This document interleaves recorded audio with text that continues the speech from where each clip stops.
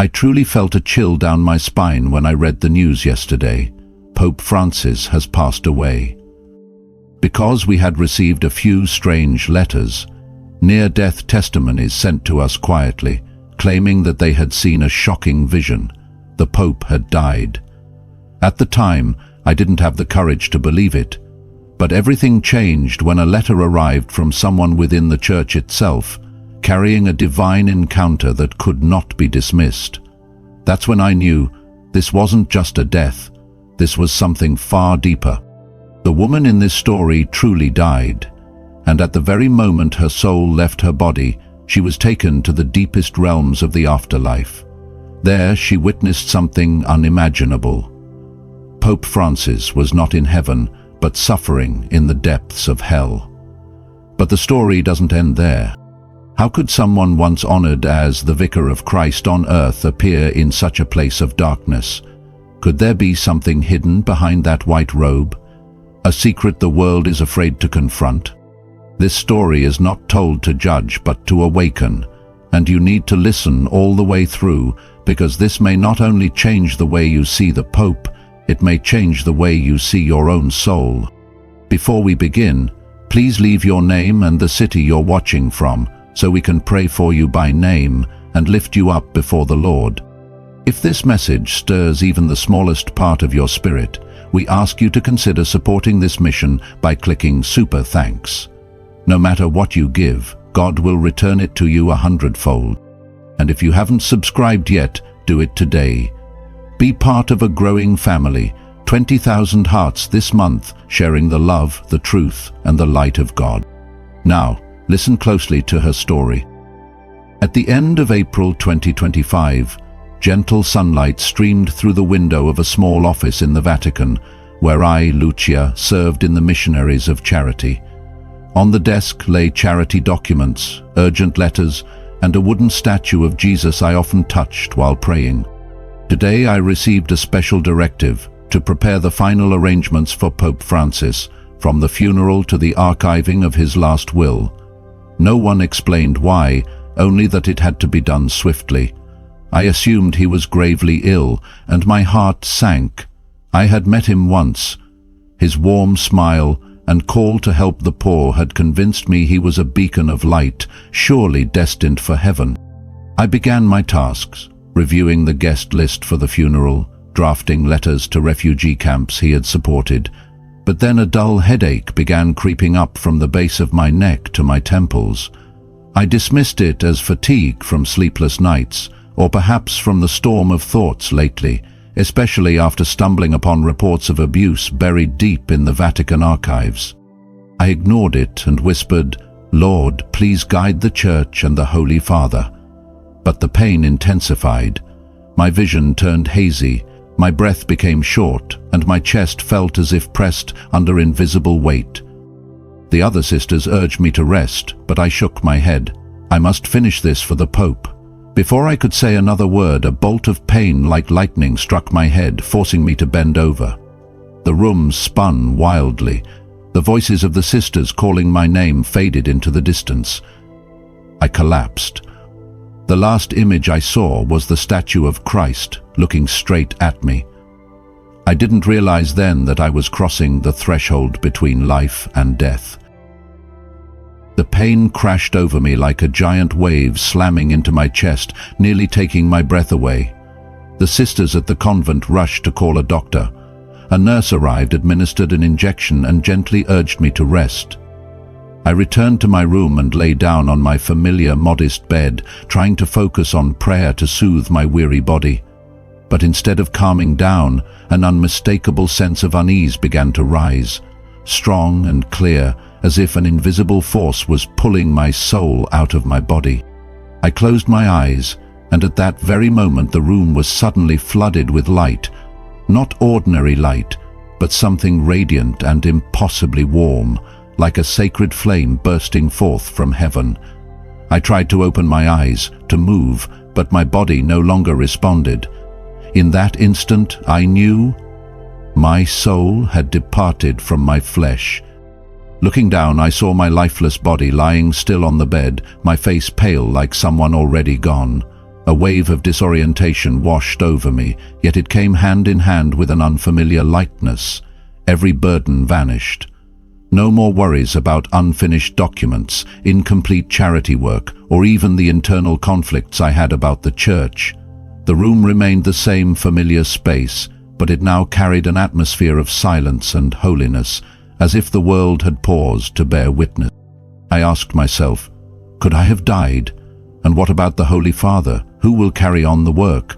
A nameless fear stirred inside me, but so did a peace I had never known. It felt as if I were being shielded by an invisible love. And then they appeared. 2 angels stepped into the light. Their very forms seemed sculpted from pure radiance. They wore spotless white robes. They didn't need to introduce themselves. Their presence alone transformed the space around them. Their faces weren't exactly faces, but luminous expressions. Brilliant, yet not blinding. Majestic, yet never intimidating. Their eyes met mine, serene, deep, and gentle, yet they made me feel smaller than I had ever felt. I trembled within, not out of fear, but because I knew I stood before something far beyond all human understanding. I couldn't speak, but a question echoed uncontainably in my mind. Who are you? An angel spoke, their voice as clear and resonant as church bells echoing through a sanctuary. Lucia, rise. We have a place to go. The words weren't merely sound, but a current of power, gentle yet filled with authority, piercing into my soul. It was like a king's command, yet as tender as a mother's lullaby. I felt a deep faith rise within me, as though the Lord himself had placed his hand on my shoulder, dissolving all confusion. Where? I wanted to ask, but no words came from my lips. The angel's eyes locked onto mine, gentle yet unwavering, as if to say that every question would be answered if only I would follow.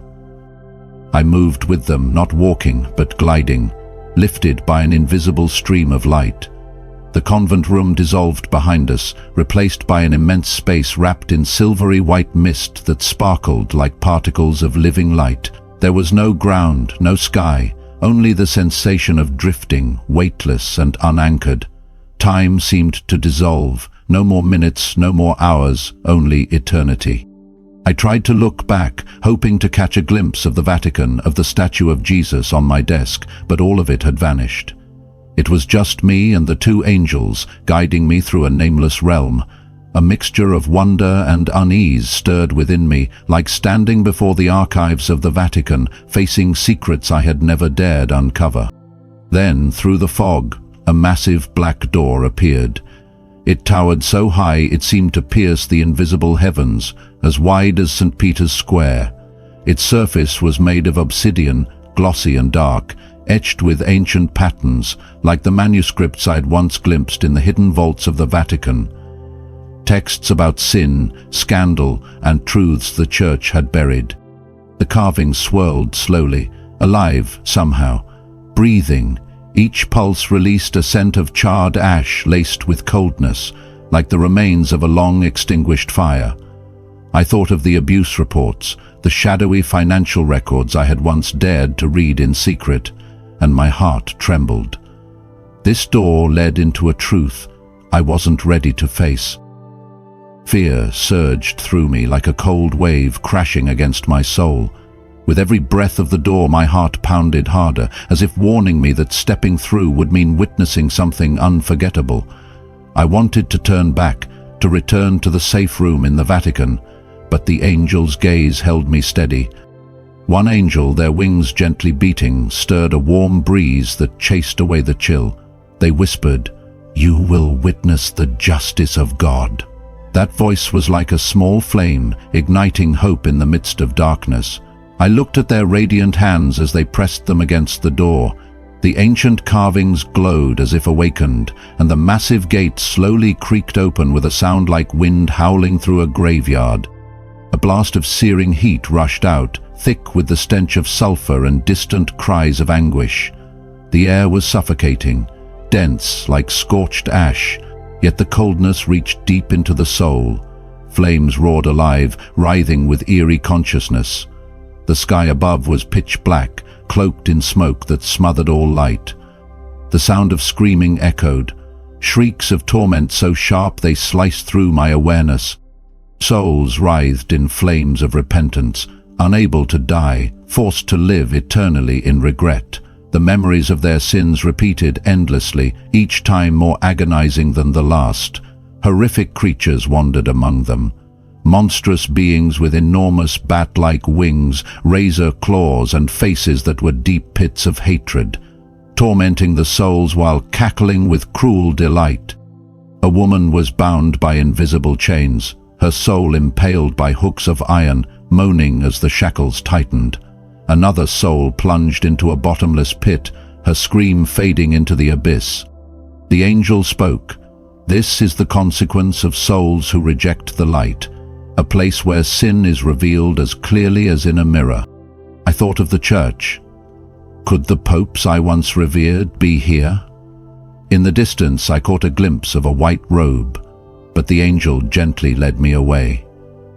Hell was eternal regret with no exit. The angel led me into a vast hall of mirrors within hell. Cold stone walls surrounded us, and hundreds of mirrors floated mid-air, each one reflecting the soul of a cardinal. The dim light emitted from the mirrors was not warm, but chilling, like frost biting into the spirit. I saw one cardinal, his red robes tattered, standing before a mirror, his face contorted with anguish. The mirror revealed his memories, hoarding gold from church funds, concealing injustice, manipulating the faithful to maintain power. Each image was like a blade. He tried to look away, but the mirror shattered, its shards circling through the air, slicing into his soul. Blood pooled beneath him. Then Jesus appeared. The light of his presence made the mirrors tremble. He declared, "They were entrusted with truth, but chose lies, leaving pain for my sheep." Behind the mirror, the faces of poor, suffering believers emerged, eyes burning with reproach, like fire consuming the cardinal. His punishment was to stand eternally before the mirror, forced to face the falseness of his life. Every shard was a lie he once spoke. I was horrified. I realized God's justice does not overlook those who conceal the truth. I thought of Pope Francis. I believed he was a light, but a thread of worry tugged at my heart. Could he one day face a mirror like this?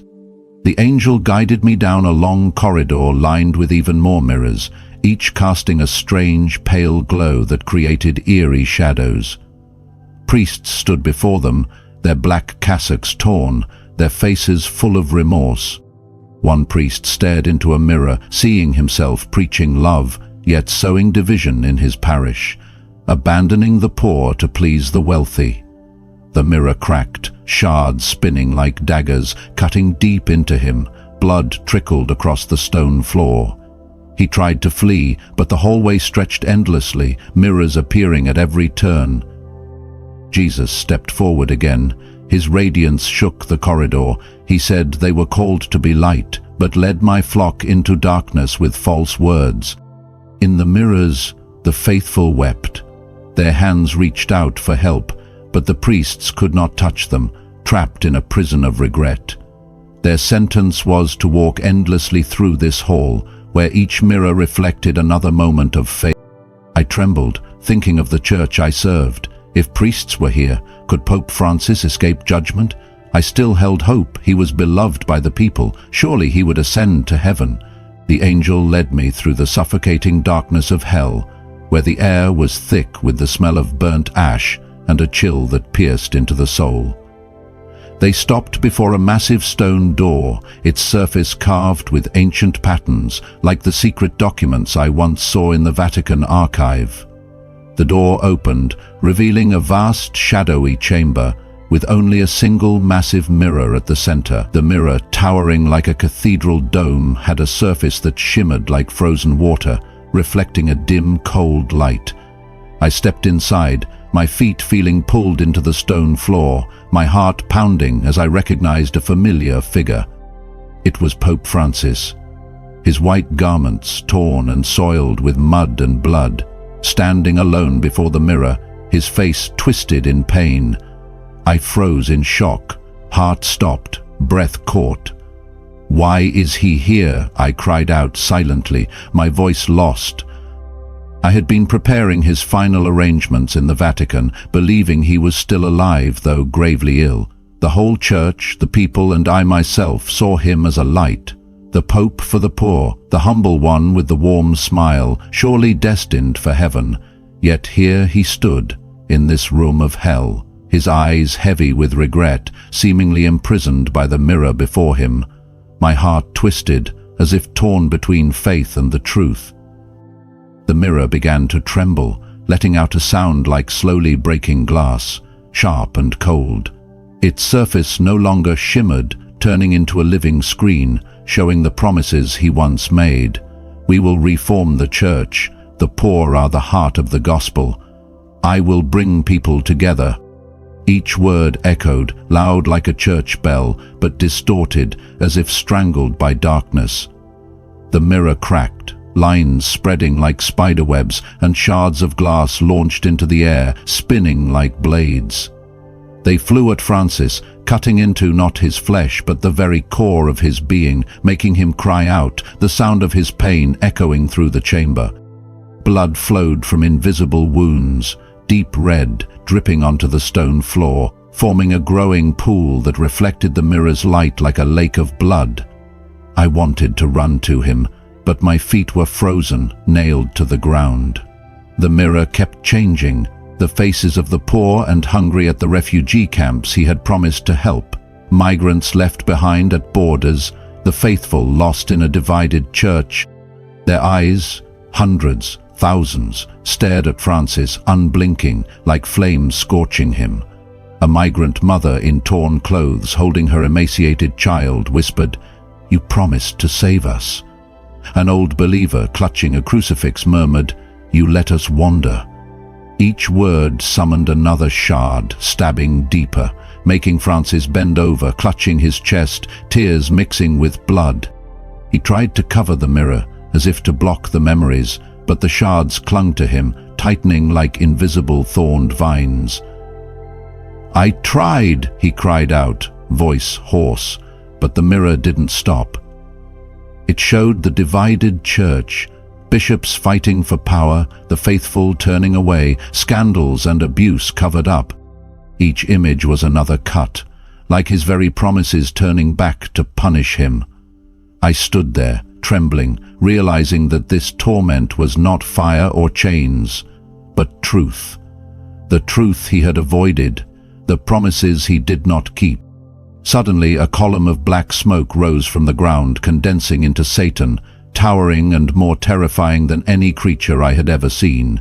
He stood twice the height of a man, his skin the color of ash, eyes glowing red like burning coals. A twisted grin revealed rows of sharp teeth, each like a blade. His tattered bat wings flapped slightly, releasing a freezing wind laced with the stench of destruction. He stepped toward Francis, long claws tapping against the stone floor with a screeching sound. "He descended here on Easter, the very day you sing of life," Satan roared, his voice half laughter, half wrath, echoing like thunder. He swung his arm toward Francis, and the mirror shards spun faster, cutting deeper. "He promised light, but let darkness spread." I was horrified, my head spinning. Francis had died on April 21st, Easter, and the news had not yet been released. How could this be? I remembered his sermons, the times he washed the feet of the poor. But Satan didn't stop. He leaned in close, his face inches from Francis, exhaling black smoke that made him cough violently. It spoke of the poor, yet let them die in despair. Satan laughed, a sound like razors tearing through flesh that made me want to cover my ears. "The church is divided, drowning in lies. It's all mine." He raised his claw and traced a circle in the air. The mirror responded, showing more scenes, bishops arguing, abuse, documents hidden, the vulnerable abandoned. Satan clapped his hands like an audience at a theater, savoring Francis's agony.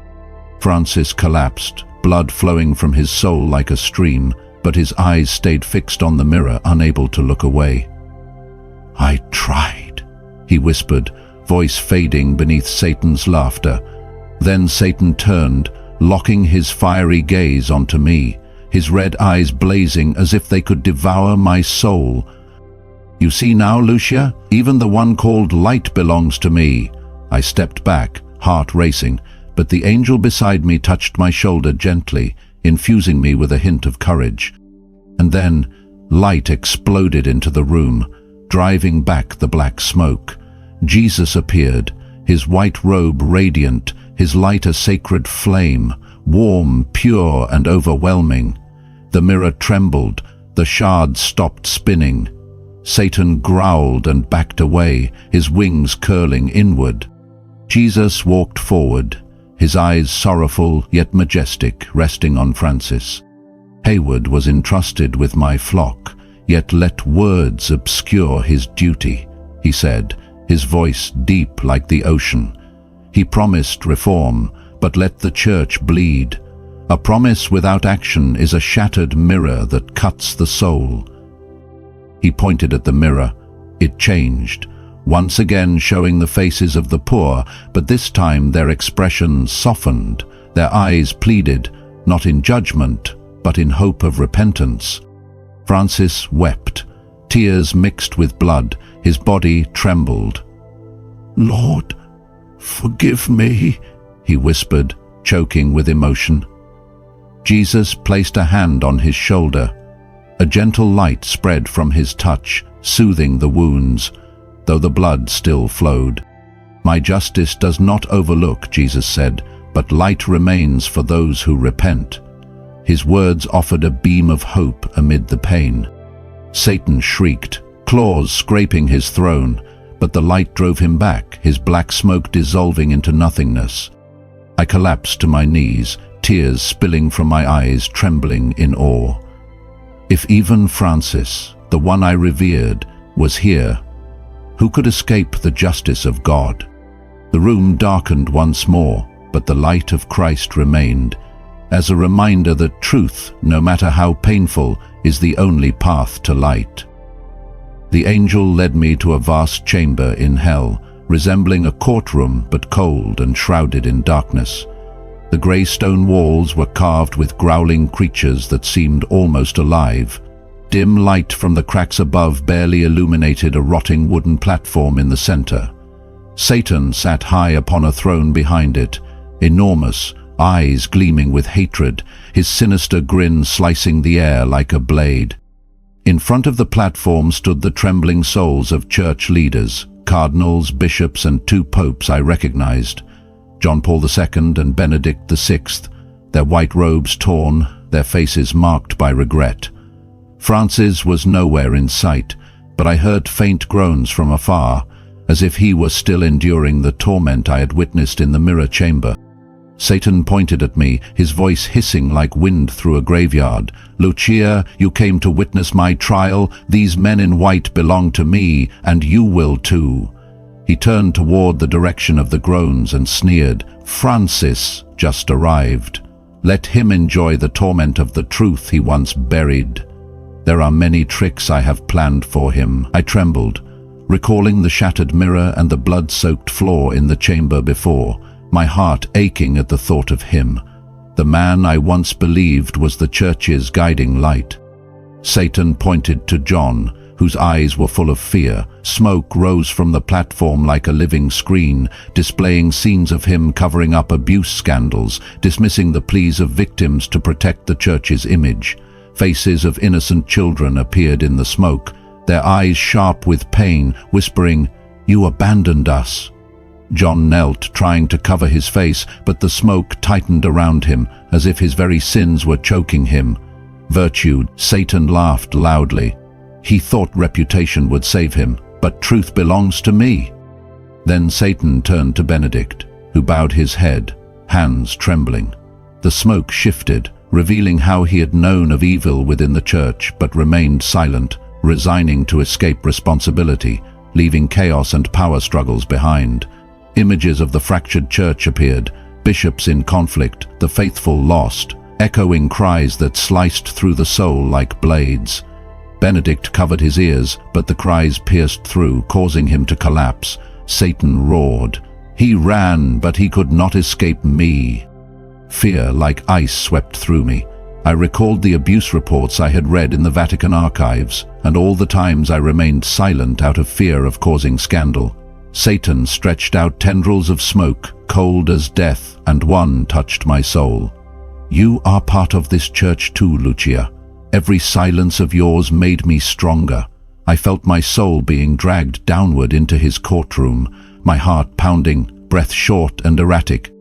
But then the memory of prayer in my little Vatican office rose up in me. I cried out, "Lord Jesus, save me!" Light burst forth. Jesus appeared, his robe radiant white, his light like a sacred flame, warm and mighty, forcing Satan to recoil on his throne. He walked toward the platform, his eyes tender yet commanding, and spoke, "Darkness cannot overcome my light. These souls faced justice for deceit and abandoning the flock, but light is still given to those who repent." His light became a blinding beam, dissolving Satan's smoky tendrils. The entire chamber shook, and the stone walls cracked. He looked at John and Benedict, and his light passed over them, carrying a glimmer of hope into their sorrow. Then he turned to me, his voice deep and warm. "Lucia, bring truth back to the world so the church does not fall into darkness." I knelt, tears flowing, and pleaded, "Lord, give me strength."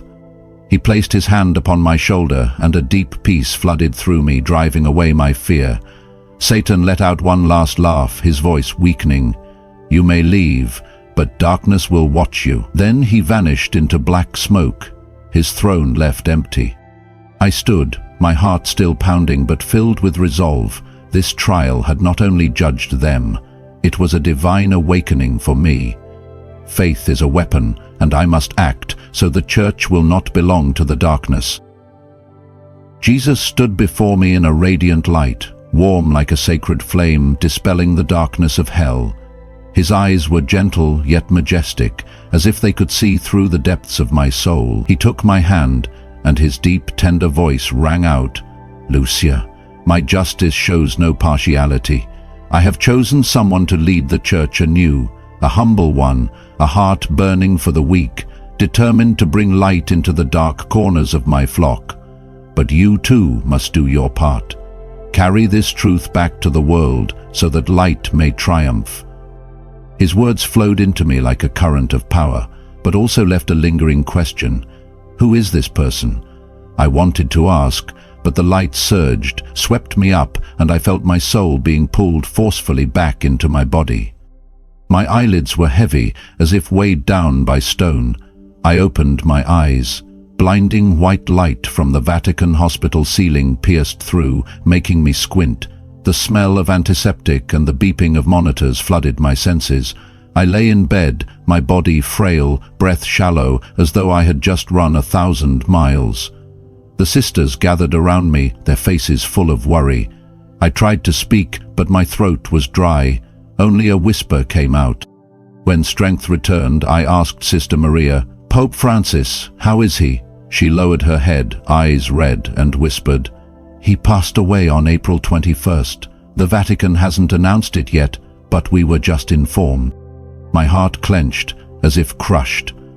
Satan's words in hell echoed, "He descended here on Easter Sunday." I froze. Tears welled up. The man I revered, the one I believed would surely enter heaven, was there, in that place of darkness. A few days later, I was strong enough to stand.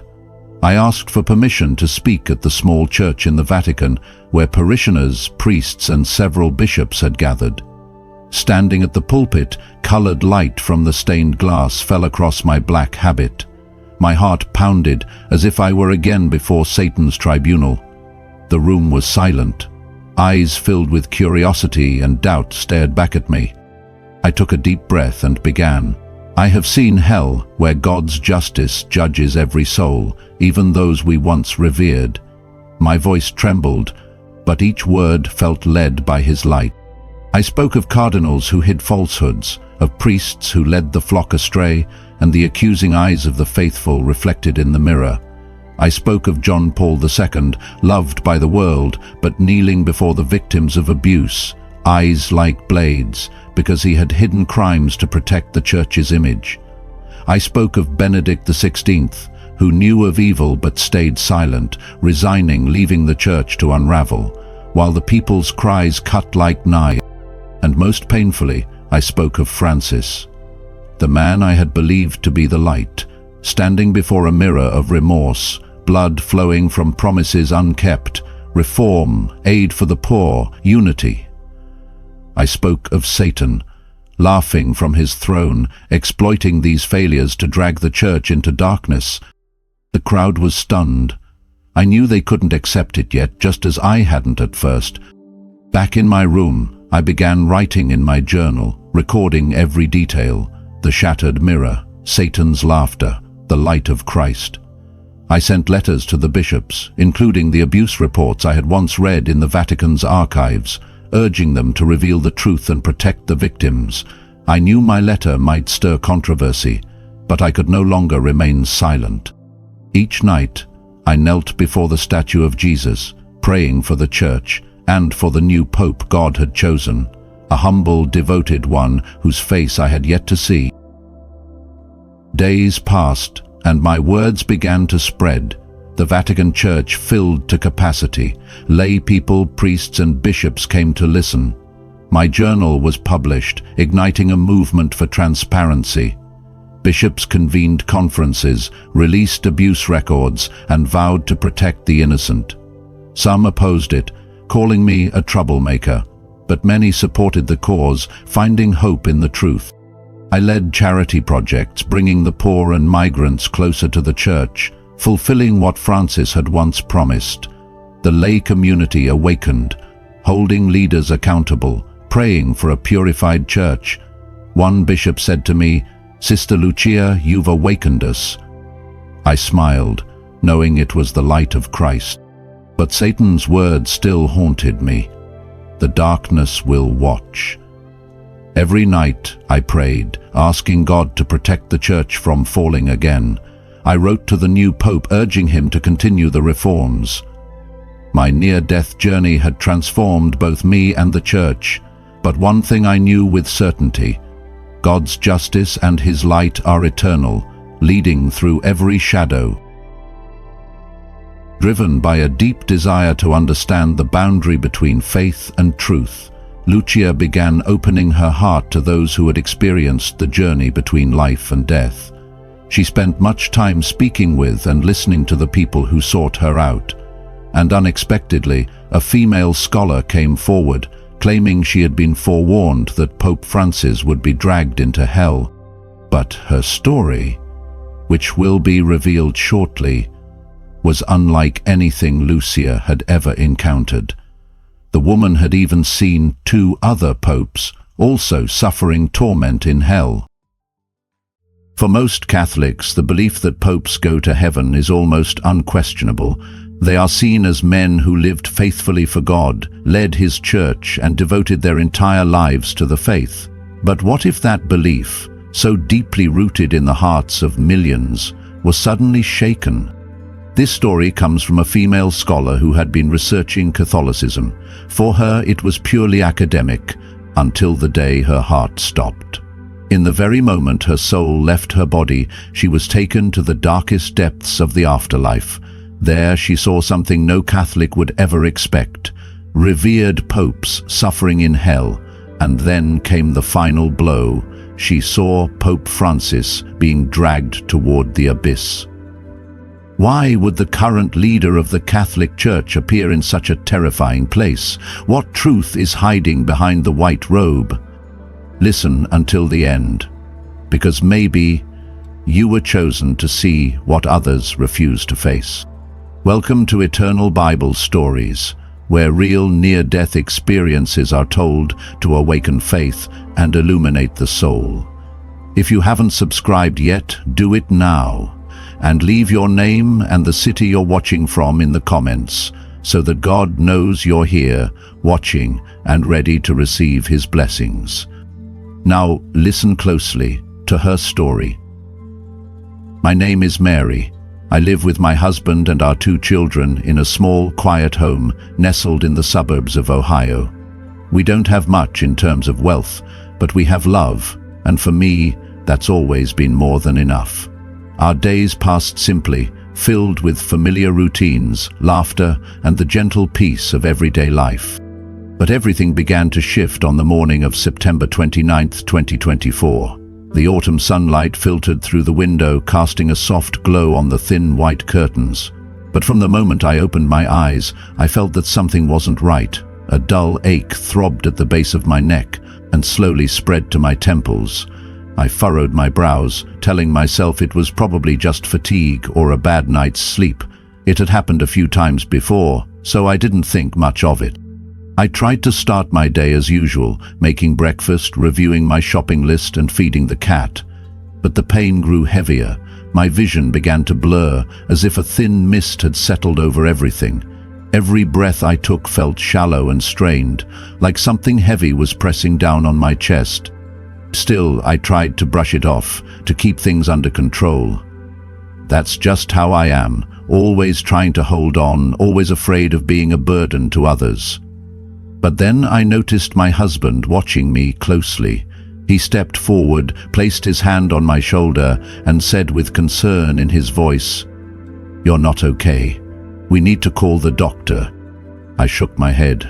"No need, I just need a bit of rest." But just as the words left my mouth, a bolt of pain like lightning shot through my head, doubling me over.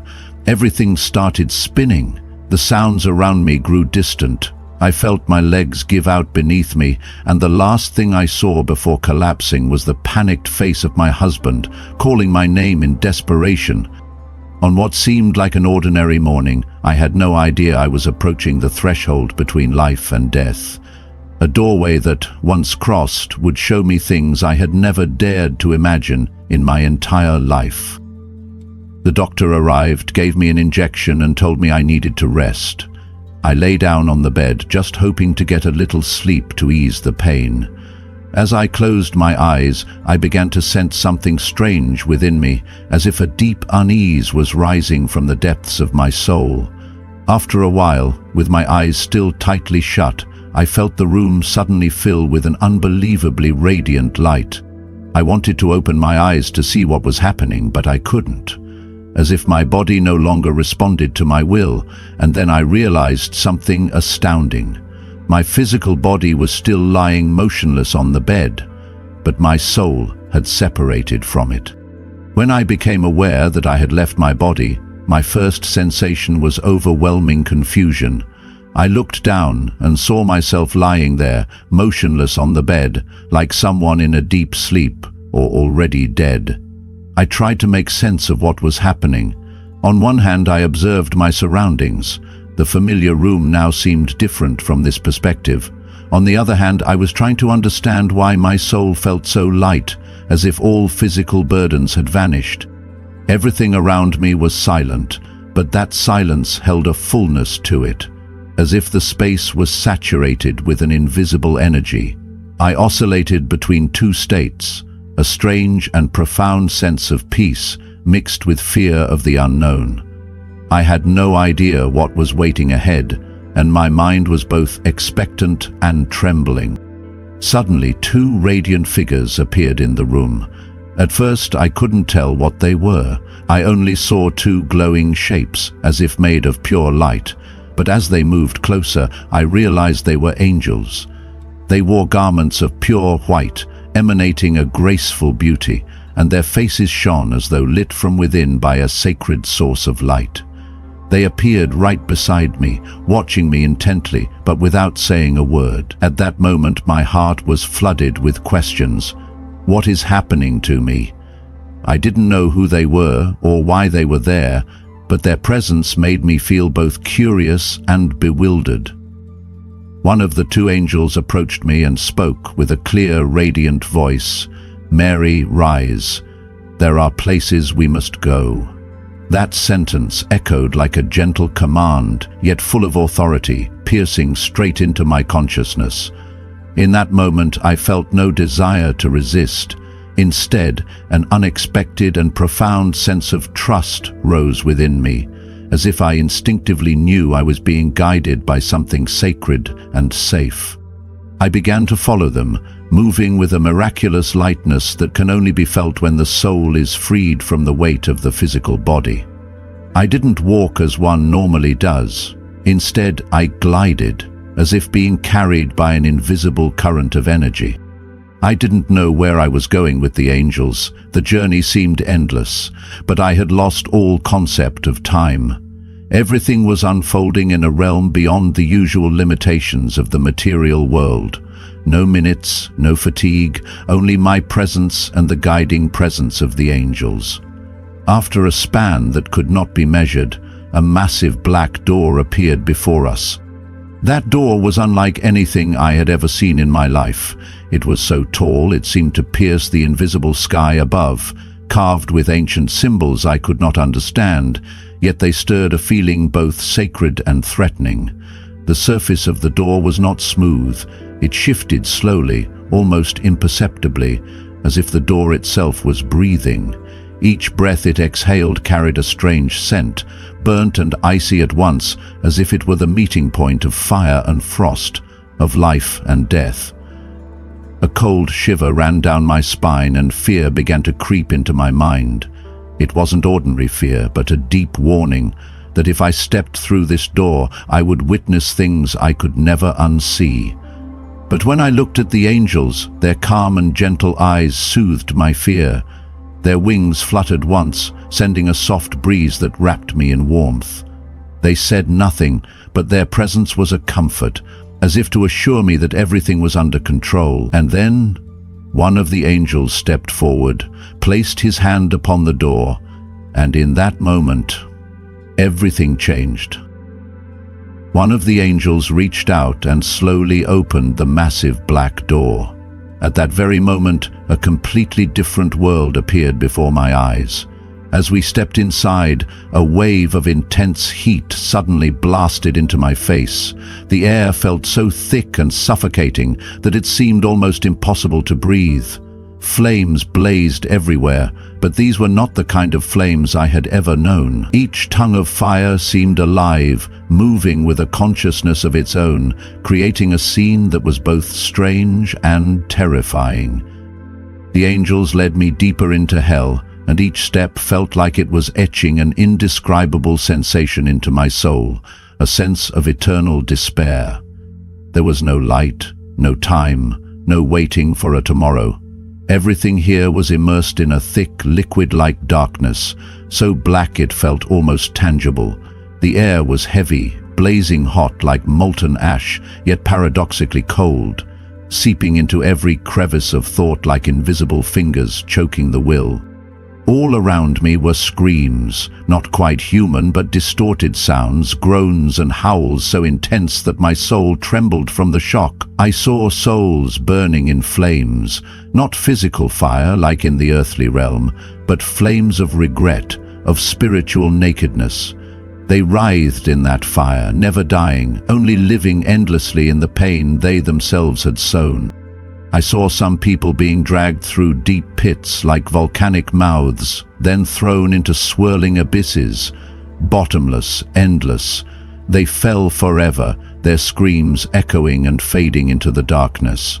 Other souls were bound to black pillars of fire, where each sinful memory from their past played out like a looping film, each replay bringing a deeper agony than before. I saw a woman whose entire body appeared to be wrapped in invisible chains, with iron hooks piercing deeply into her soul. Every time she tried to struggle, the chains tightened even more, and groans of deep remorse escaped from her mouth. The angels continued walking beside me, the light from them forming a narrow path through the darkness. One of the angels spoke to me, his voice gentle yet solemn. This is the final place for those who deliberately turned away from the light. This is not God's punishment.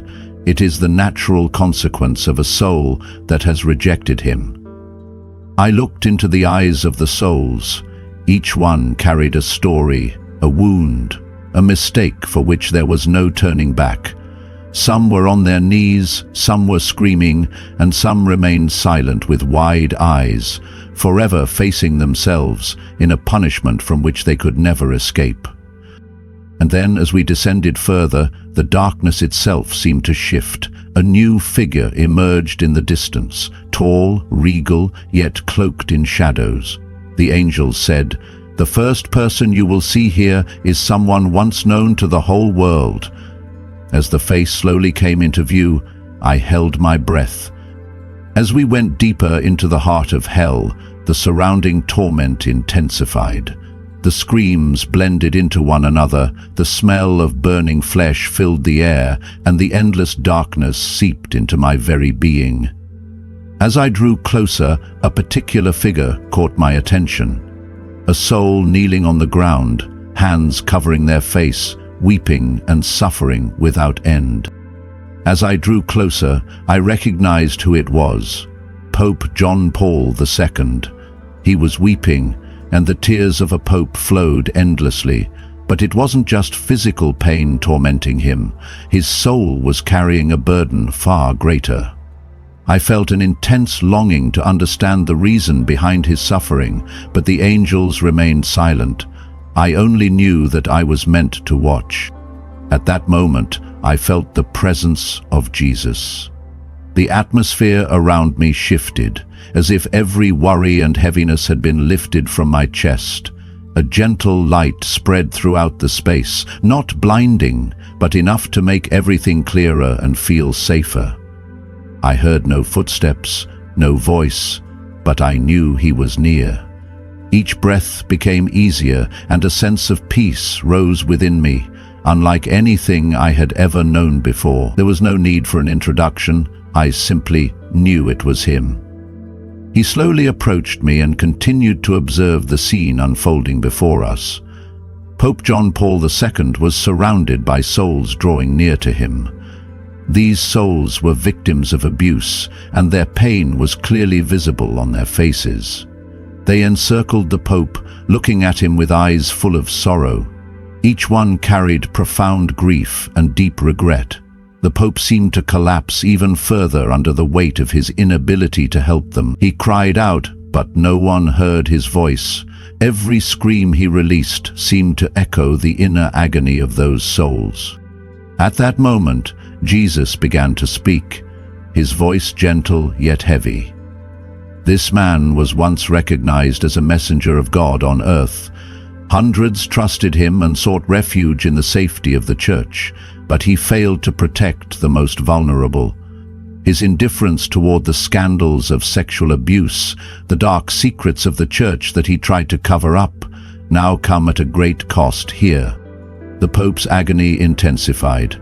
As I watched him, I could feel the depth of his pain growing with every passing second. Jesus extended his hand, and the specters of the abuse victims continued to circle the Pope. They could not find redemption, and because of the Pope's lack of sufficient intervention, their suffering deepened. The regret on his face stemmed not only from the mistakes he made in life, but also from his failure to aid the innocent souls. His punishment resembled an eternal loop. Each moment he was forced to relive the same pain, to confront the same regret, as the souls of the victims surrounded him, each staring at him with a silent plea for accountability. Jesus continued, he was responsible not only for the physical, but for the souls, and he failed in that responsibility. He spoke directly to Pope John Paul II. You were loved by many and seen as holy throughout the world, but in the eyes of God, protecting each innocent soul comes first. You remained silent to protect the reputation of the Church. That silence, that indifference, is why you are condemned to eternal punishment here. The Pope tried to cover his face with both hands, but his tears wouldn't stop. In that moment, the souls of the abuse victims reached out and gently pulled his hands away, reminding him that he was the source of their suffering. The scene was filled with such overwhelming remorse that even breathing became difficult for me.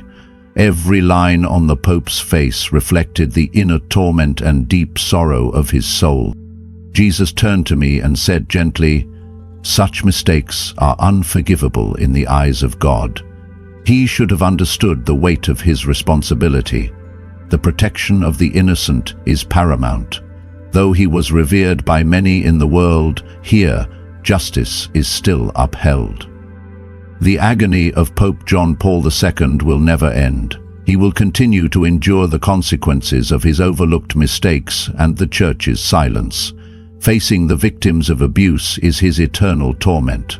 Hell is not only a place of physical pain, but the epicenter of spiritual anguish. Here I understood how divine justice is carried out, and that nothing can be hidden from God's eyes. Witnessing this scene was truly difficult for me, but it also made me realize an inescapable truth. Every soul must pay the price for the sins they have committed, no matter how holy they were considered on earth. The eternal suffering of Pope John Paul II was both a warning to believers around the world and a testament to the power of God's justice. The angels turned to me and said, "What you have seen is only the beginning. There is still more for you to learn."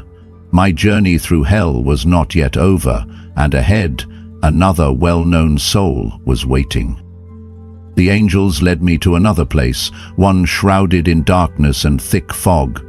The atmosphere here was much heavier than in the previous areas where I had seen other souls. It felt as though the black mist itself was a manifestation of deep regret and the weight of responsibilities abandoned by the suffering souls in this place. The density of the air pressed down on me with every breath. Through the haze, a figure slowly emerged. I recognized him immediately. It was Pope Benedict XVI, kneeling on the ground, his hands covering his face, with serpents wrapped around his body. Screams and whispers echoed endlessly around him. These sounds seemed like voices from the past, cries he had ignored and tried to silence.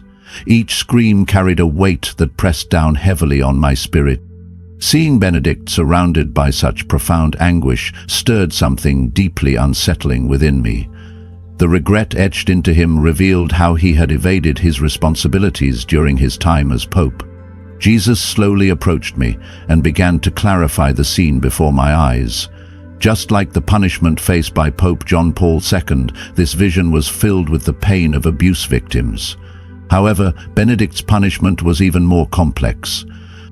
He was not only facing the sins he had overlooked, but also the torment of having abandoned his role as Pope.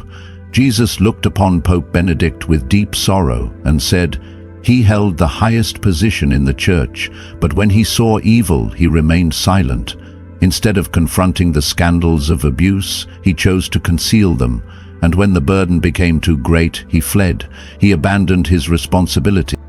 Benedict covered his ears, but the screams of the victims grew louder, piercing through his soul. Each echo was a shard of returning memory, a wounded childlike soul, a plea for help ignored, an innocent gaze trampled.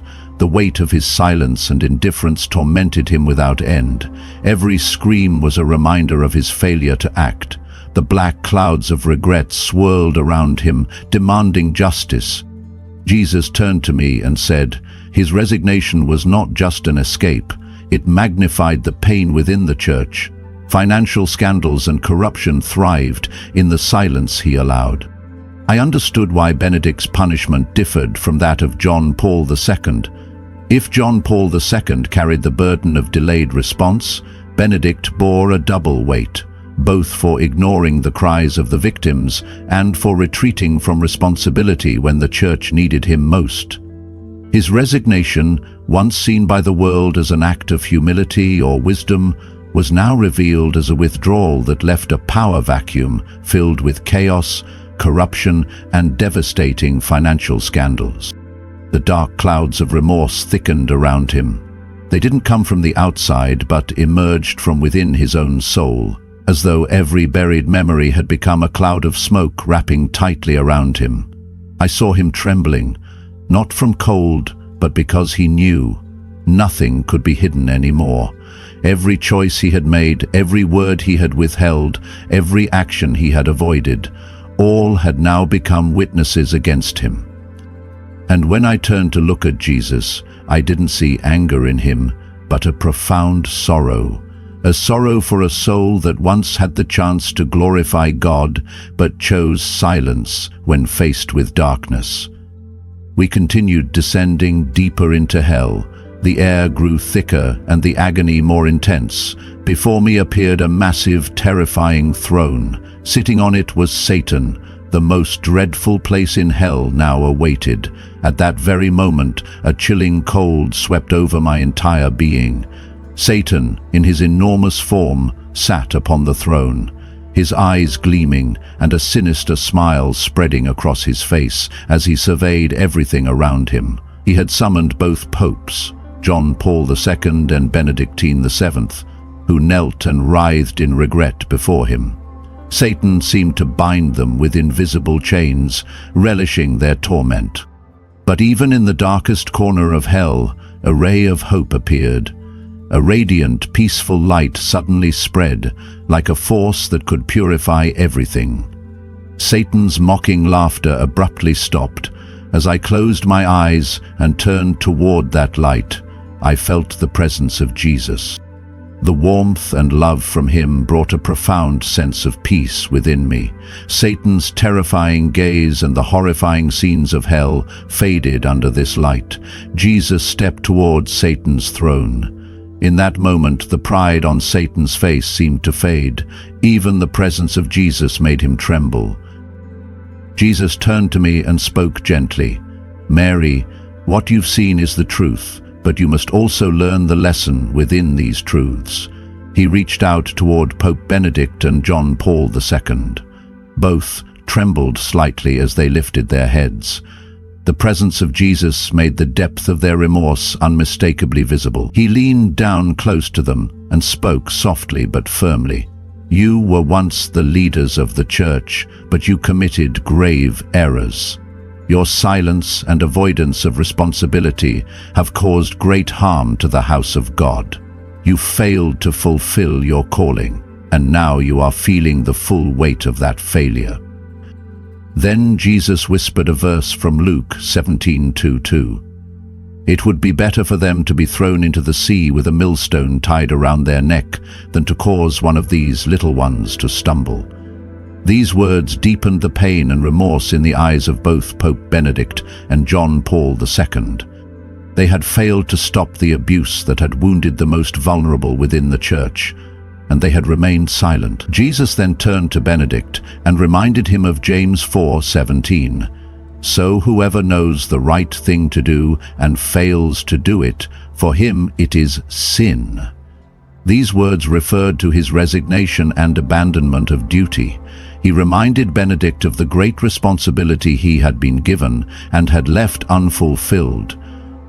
Turning to Pope John Paul II, Jesus recited Matthew 23:27-28, "Woe to you, teachers of the law and Pharisees, you hypocrites! You are like whitewashed tombs, which look beautiful on the outside, but on the inside are full of the bones of the dead and everything unclean."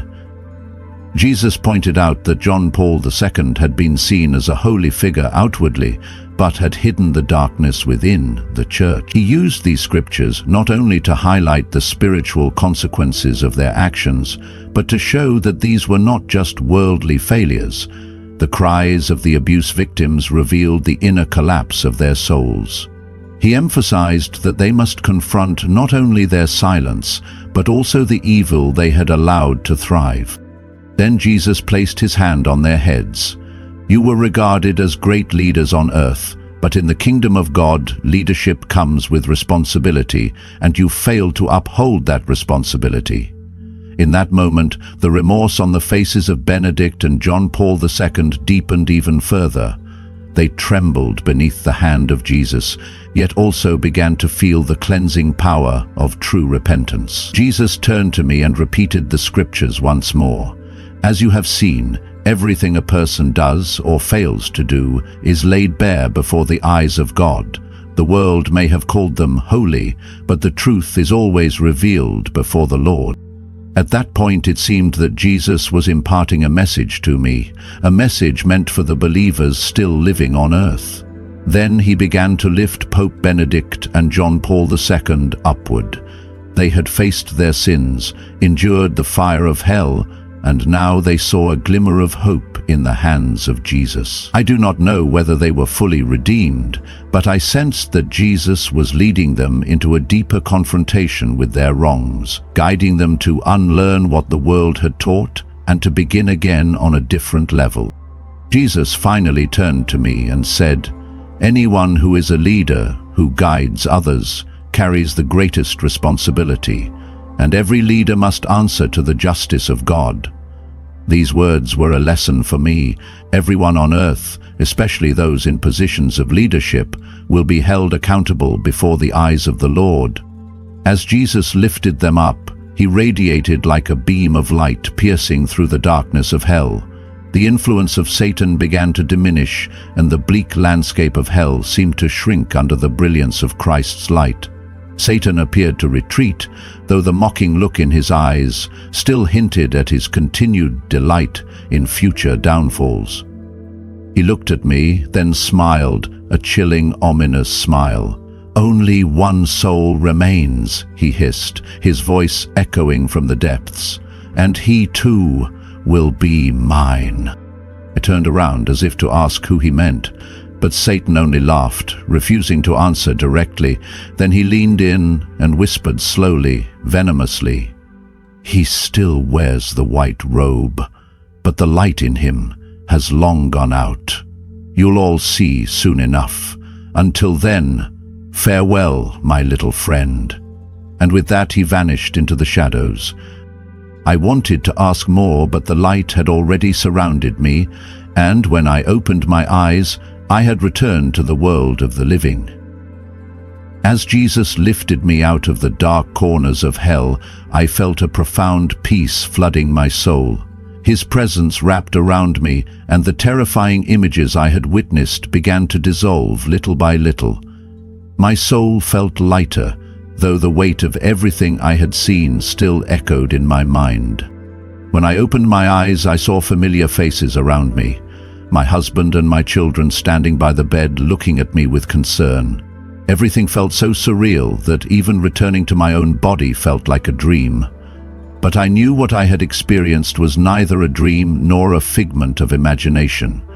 Everything I had seen had left deep imprints on my soul. My breathing was still uneven, but now there was a deep awakening inside me. The words of Jesus continued to echo in my mind. Every leader must answer to the justice of God. Those words were not only a message for the popes I had seen in hell, they were also a reminder to me. I realized that I, too, needed to reflect on my own life and responsibility. I wasn't just called to live in this world, but to remain faithful to the path of God. So Mary's story has come to an end. And if you're still here, listening all the way to the end, perhaps it's because God wants you to see what she saw. Because the truth she witnessed wasn't just about popes or leaders, it was about all of us. What she saw was justice, complete and undeniable, and that justice doesn't care about titles or fame. It looks at the heart. It sees what we try to hide. And one day, every one of us will have to face it. This story is meant to wake you up, to remind us of the way we live, the way we lead, and the way we respond to the pain of others. It all matters. Every silence, every choice, every time we look away. He sees it. And if something in this story stirred your heart, share your thoughts below. You never know. What you write today might be the light that leads another wandering soul home. And don't forget to hit subscribe to continue journeying with eternal Bible stories, where true testimonies are shared, not just to be heard, but to heal and bring you closer to God. Thank you for listening. May this truth stay rooted in your heart, and may the grace of God guide your steps from this day forward.